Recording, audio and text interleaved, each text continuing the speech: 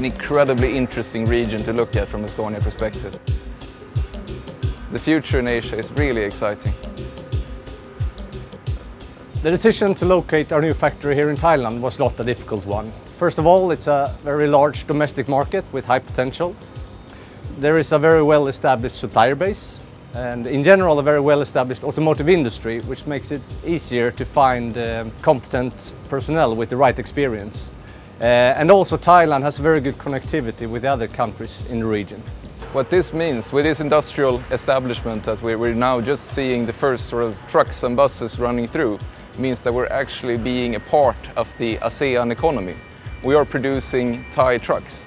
That means that for the first time we're really close to our customers in Thailand, but also then in the future in the ASEAN region. There's been many years of work prior to being here and seeing this starting now. Just from a purchasing perspective, all the local sourcing that we've added on into this and remaining with the high quality standards that we have, despite the rather low volumes we're starting with, is an incredible work. And I think the learnings that we've also done throughout this journey really gives us a base and a foothold for the continued steps we want to take in the region.